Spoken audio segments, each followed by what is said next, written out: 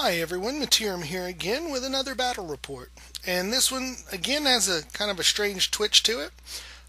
We have been working to try and improve all of our generalships and our army designs and stuff like that to kind of help us learn the rules a little better and become better players. So what we've done is we've all made a 2,500 point army and then we handed it to the fella to the left. So this is a 2,500 point battle line scenario. Michael is playing my Ogre Kingdoms. I am playing Skip's Warriors of Chaos. So I don't think Michael's ever played Ogres. I certainly have never played Warriors of Chaos. So armies we didn't design, or lists we didn't design with armies we've never used. Should be a lot of fun.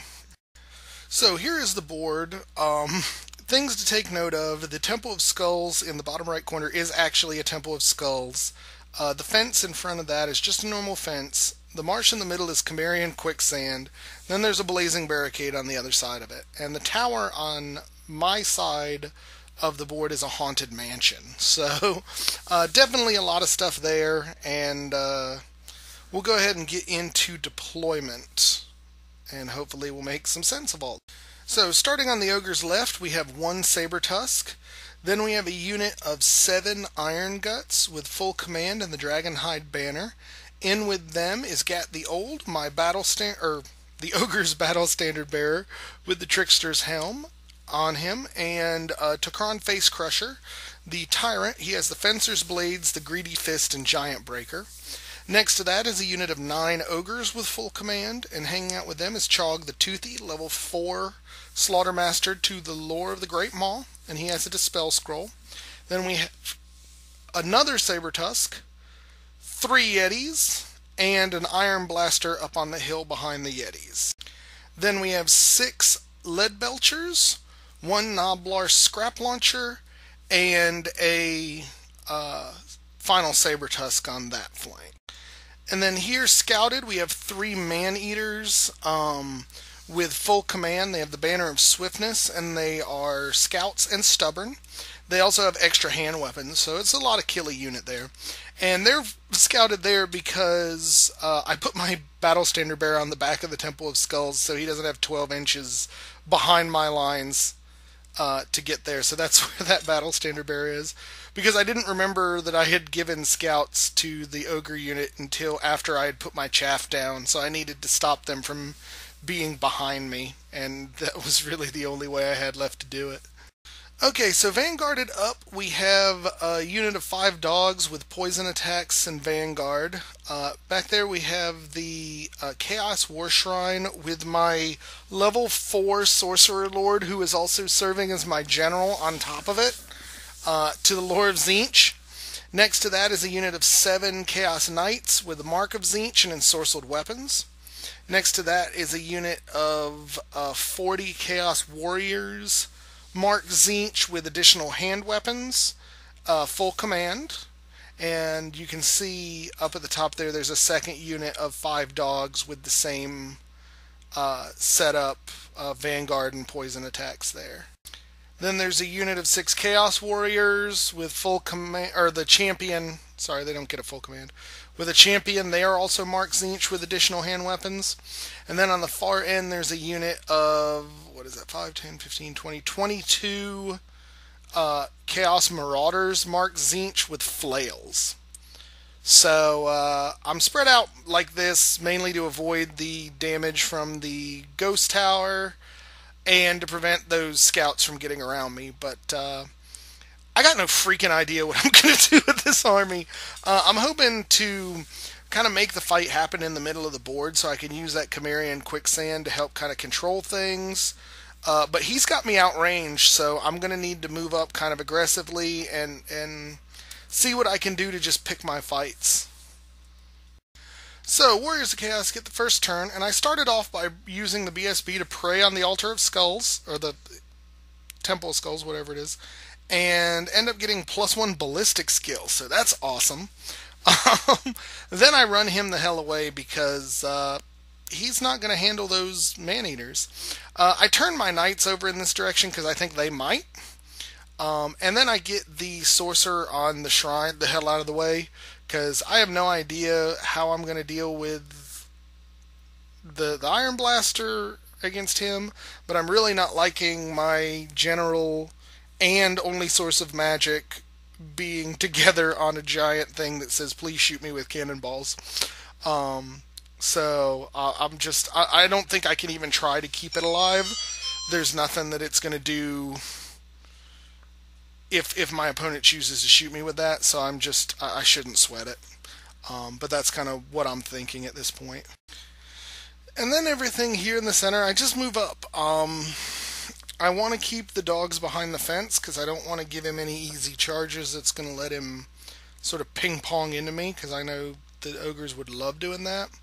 I'm also thinking that I'm going to focus more here on the right side and stay away from those two bigger bricks of ogres, because it obviously looks like the weaker of the two sides. And then the marauders come up this side hard. Be honest, I played against the marauders a couple of times. I really don't know what they can do against this army other than maybe thin out the chariots if I can catch them. But they're a tool. I just don't have a use for at this point, so they're just going to kind of put pressure on this flank a little bit maybe. So we go into the ogre's turn 1, and he starts off by marching the man-eaters here around the corner. He wants to circle around this hill and keep coming. I think this placing 2 keeps him out of the line of sight of the knights, and you can see up top he's bringing the Mournfang, or not the Mournfang, the Saber Tusk up hard as well. And here you see he's brought the center Saber Tusk in to chaff up my big unit, although he didn't really pay attention to the fact that I could charge him with the BSB or the Shrine, so it's not necessarily the best option there. And everything else, he's coming up slower than I might have in his stead. He's got some easy charges against the chaff, but he's not really threatening any of the solid units I've got yet left, unless he's going to roll really, really high. So I'm not all that concerned about it. I'm hoping I can basically still come in hard on that right and kind of run these 2 units around, and ideally not engage them unless I can get just a sweet hit from that big warrior horde. And here everything comes up a little more, and the scrap launcher goes to hide behind the lead belchers, which is probably a pretty smart move. So between the cannon, which I don't think did anything, and the scrap launcher, he ends up killing 3 chaos warriors. I think 2 of those were killing blows from the scrap launcher. So starting to thin me out. He definitely has me outranged, and there's not a whole heck of a lot I can do about it at this point. He held my magic to nothing turn 1, and I just need good magic to take out any of that stuff at range. So we go into Warriors turn 2. I wanted to go ahead and charge this Saber Tusk to leave room for the BSB to charge the other one. I also need to get these knights over off on that corner to start running his big ogre units around, and the knights are really the only unit fast enough to stay ahead of those ogres. So that's kind of my plan going into that side. Over here I charged the dogs into the Yetis because I expected them to be faster initiative and get just a couple wounds in. And then I charged the BSB at the Saber Tusk, who fled, ended up right in front of the Yetis, and when I completed the charge with my dogs, I ran over the Saber Tusk and killed it. So that was at least a little good news. And over here I do another suicide charge with the dogs, hoping just to do some wounds to the lead belchers and get them softened up for when my chaos ogres come in. Probably not the best choice I could have made, but I'm really out of my depth here and not familiar with these units and what they can do, and it's really showing, I think, in these early mistakes that I'm making.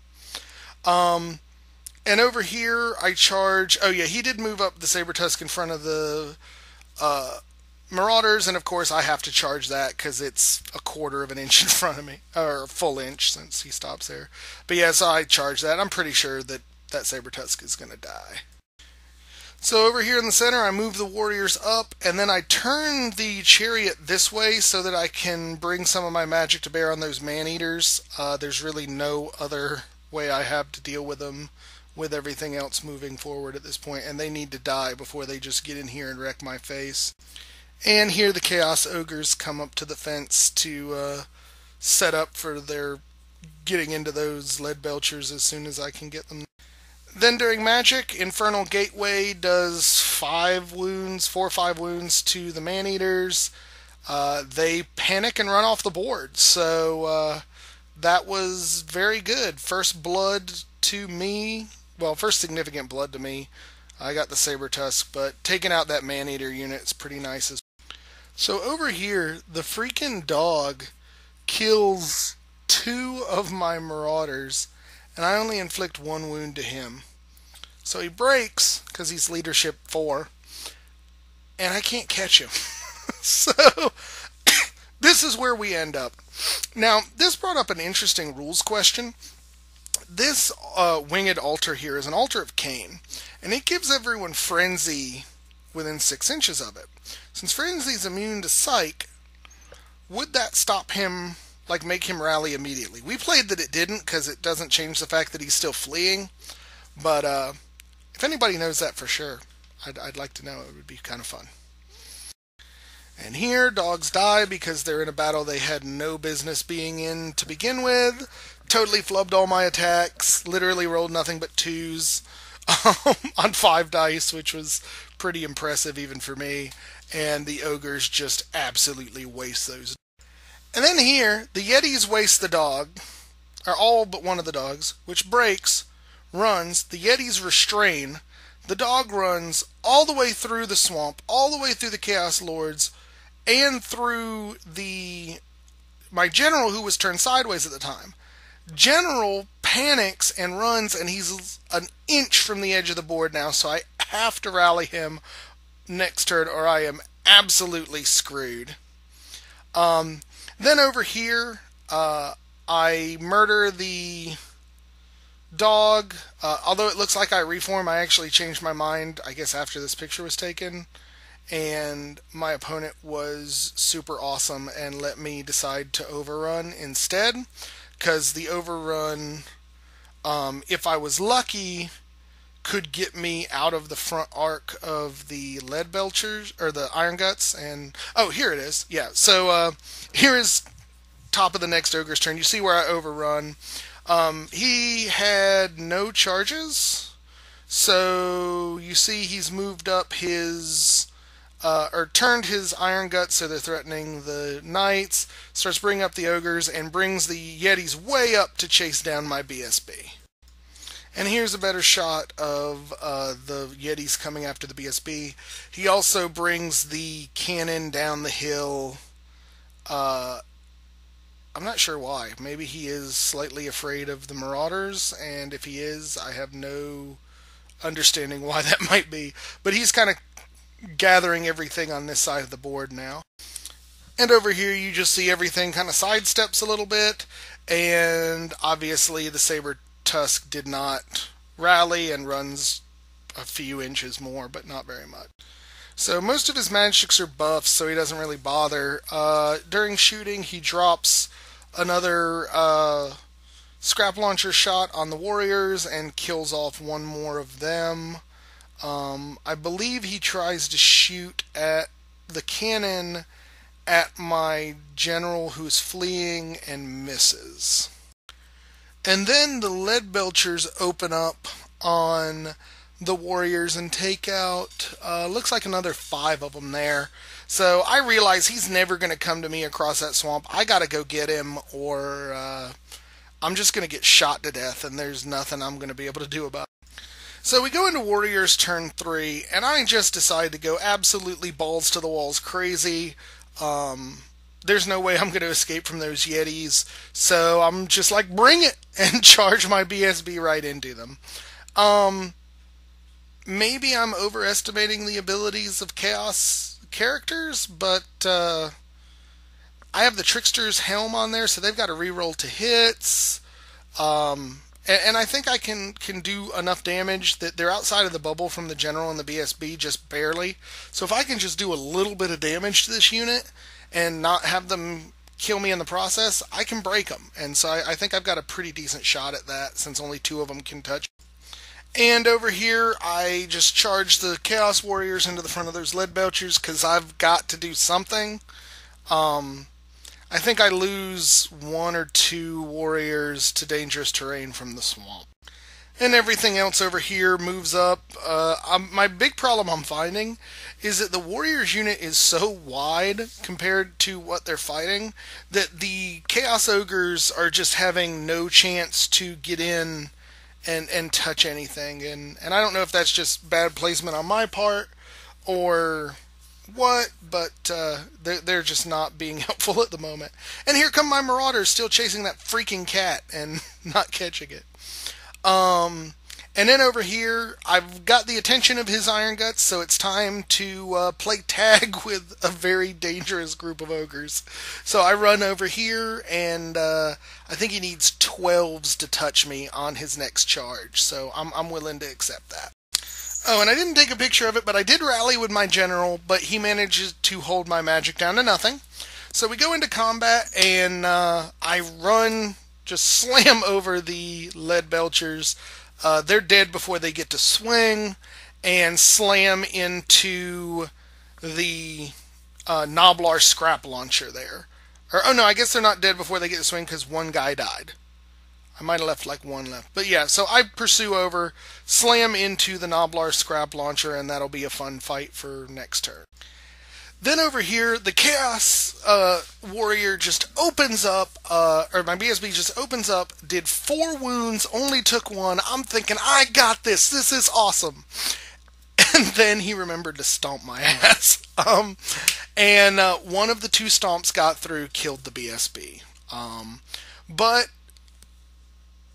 the BSB did take out a Yeti and some change, so who am I kidding? That's not anywhere close to even. But it was nice to see my Yetis do some work, so I took a perverse pleasure in my terrible choice in that regard. So we go into Ogre's turn, and he attempts to charge with the Iron Guts, needing a 12, rolling a 2. So he staggers forward a little bit, and the game of tag continues. Then over here, he brings the Yetis up on top of the hill to start putting additional pressure on that knight unit. And I am kind of running out of options here. There's not a lot of board left to play around in, and those Yetis are fast. Strengths or speed 7 with Swift Stride, they can get in there, and even if they don't kill me, they're going to hold me up long enough for those Iron Guts to get in. So I'm not sure what I'm going to do in response to that. And here come his ogres marching like crazy because they want a piece of my general, and who can blame them? He is a sexy, sexy barbarian man. He's probably quite delicious when roasted over the fires that are on the back of that stupid chariot he's on. And here comes his Iron Blaster getting closer to my general and getting the heck out of the line of sight of the warriors. Not that that was necessary, because since the warriors overran into this fight, when they kill the scrap launcher, all they're going to be able to do is reform anyway, so they're not going to be able to run into him. So I think I hold his magic down, but shooting, he ends up blowing the chariot out from under my Chaos Lord, and really not sure what to do with that. It's too bad he didn't do it early, and then I could have run him into the Warriors unit. But right now, that general is screwed. There's not a whole lot for him to do at the moment. Now over here is freaking ridiculous. My Warriors failed their fear check against the Noblar scrap launcher, and the freaking Noblars on the back of it kill 2 Chaos Warriors, and the Rhinox kills a 3rd. So I think we push on this. I don't even think he loses, and that is just absolutely ridiculous. But my Noblars are awesome, so. Over here, I just... okay, I guess this is my next turn then. So yeah, reform the ogres. I try and chase the freaking cat off the board again, hoping to get around so that the marauders can also get into the chariot if I still can't kill the thing. And the dog, or the saber tusk, isn't even nice enough to go off the board for me. So, over here, I made some decisions. There was no way I was getting out of the front arc of those ogres. It was too wide. So what I decided to do was come over here so that he had to charge me. I do a challenge, might be able to survive. Again, one of those things that if I can get lucky, like stupid lucky with some rolls, I might be able to survive it. Because that character's pretty survivable, but I don't know. And then over here, I reform so that my champion is facing the ogres. So if they can get in, I do the same thing. I basically champion lockout, or challenge lockout the most of that unit. And I'll be able to face the Yetis. So either the Yetis are coming in my front, or I'm going at them next turn. So he holds my magic down again, so we go into close combat, and finally my warriors do some beating on the chariot, but don't freaking kill it. So, chariot breaks, I run it down. I do catch it, but I'm way the heck off here, and it's too late in the game for those warriors to do pretty much anything else at this point. But in fun news, the killing of the Noblar Scrap Launcher does panic the Iron Blaster. So it runs from the nearest enemy unit, which is the warriors. So runs right the heck over here. So now it's within the Leadership 9 rerollable of the General and the BSB. So I'm not sure if I really gained anything by that, but I got to take at least the moral victory for having finished off the, or not finished off, having made it freaking run from me. So over here, he chooses not to charge with the Yetis, and then botches a charge with the Iron Guts. So Iron Guts stumble forward a couple inches, and leaves me free to blast a hole through those Yetis and keep going. Because that's really my only chance to get away with these points intact. And of course, the Ogre unit comes slamming into my General, and there's really nothing I can do other than hopefully catch him in some challenge action and see what happens from that point. So realizing what my plan was to take on the Yetis, he decides to march them over so they're no longer in my front arc and therefore not able for me to charge and get the hell out of Dodge. So I challenge, he has Chog refuse, Chog goes to the back. Plus side, we traded 0 wounds. He wasn't able to hurt me, I wasn't able to hurt him, but I lost by 4 points of static combat res, which made my leadership an 8, and he fled and got run down by the ogres. So, yeah, that was pretty much expected. That was just not a good place for him. So, last turn for Warriors of Chaos, I charged the Iron Blaster to make it kind of flee again, trying to kill it on dangerous terrain. It failed. I redirected, needed just a stupid long bomb to slam into the side of these ogres. Got it, came up over that hill and hit them like a freaking ton of bricks in the side. I don't know if I'll win that fight, but I need to do something offensive. Nothing really going but to get into combat, so we do. I kill off his champion and another ogre, so it's like 2 ogres and a wound, but he ends up being stubborn and sticks. So nothing really else going on, so we go into bottom of turn 6. His magic phase, he ends up getting Troll Guts and Bullgorger off on the ogre unit, and manages to kill one of my knights. I do 2 wounds to him. I don't remember who won. I might have, but he didn't break, and that's the end of the game. So looking at the points left on the board, um, I was figuring it's pretty heavy towards him. Though I didn't realize how little I had actually lost.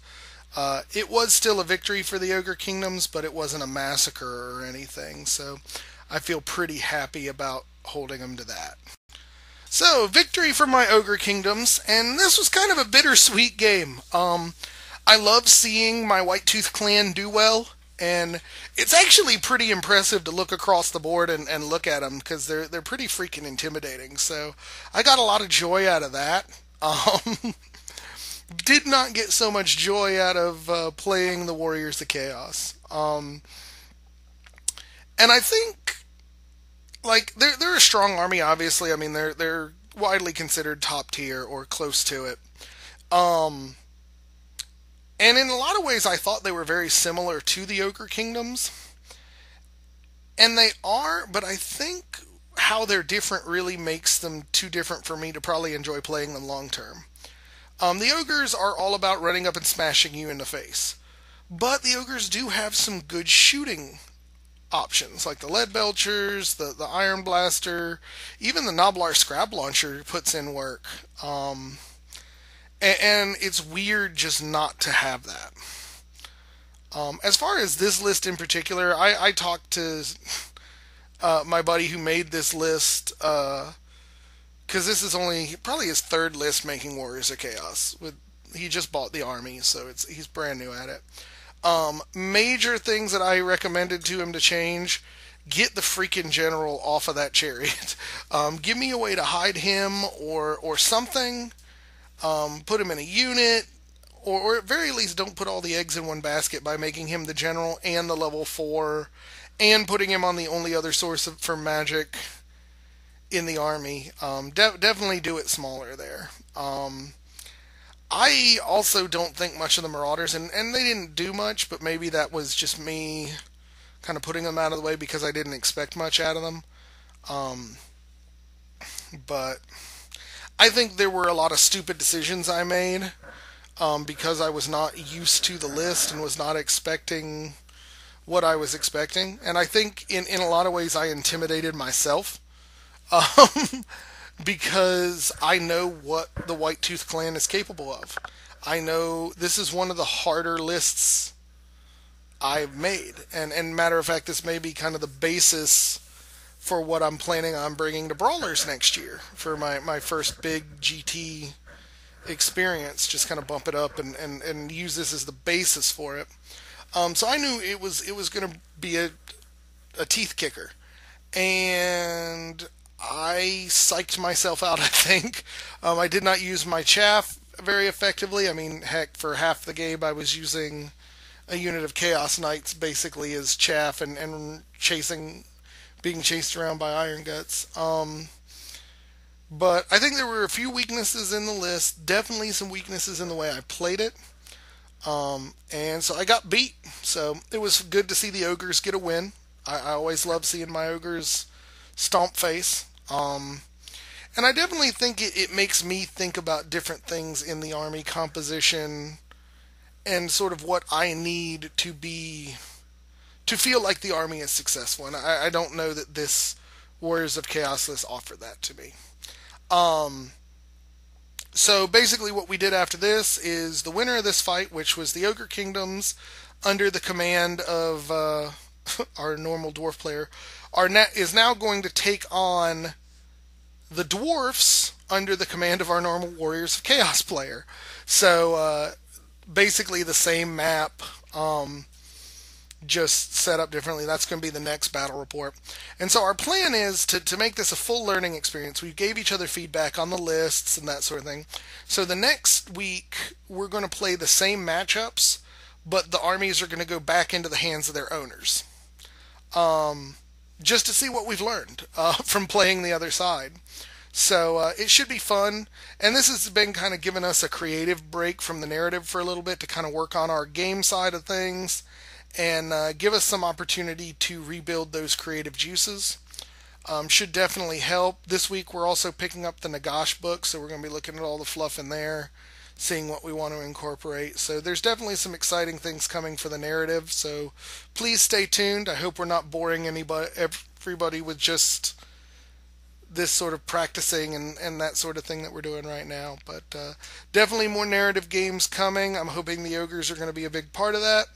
So I definitely want to make sure that they're as good as I can have them be. And the Ogres are very much a source of pride for me. So I want to be the best Ogre player I can be, even within our narrative.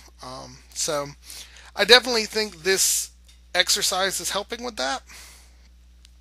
So, thank you guys for watching. We definitely appreciate. We're getting into will be 60 battle reports before I know it, I think. And we're sitting at 460 some subscribers. So thank you guys for tuning in. Please put any suggestions, comments, concerns below, and subscribe if you haven't already. We very much appreciate it. Other than that, we'll catch you guys next time. Thanks a lot.